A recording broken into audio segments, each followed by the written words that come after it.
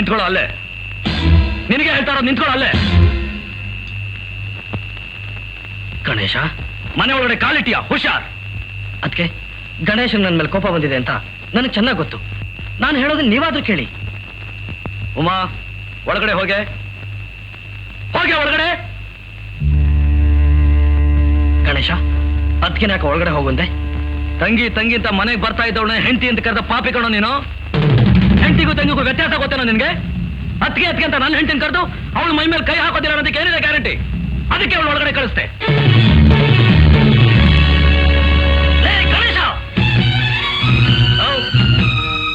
ಈಗ ನೀನು ಆಡಿದ ಮಾತಿಗೆ ನೀನು ನನ್ನ ಕಾಲ ಮೇಲೆ ಬಿದ್ದು ಕ್ಷಮಾಪಣೆ ಕೇಳೋವರ್ಗುನು ನಾನು ಈ ದಿಕ್ಕಲ್ಲಿ ತಲೆ ಹಾಕು ಮಲಗಲ್ವೋ?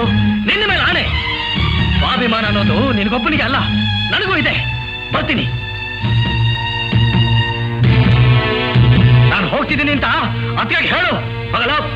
ಹೋಗಲೇ.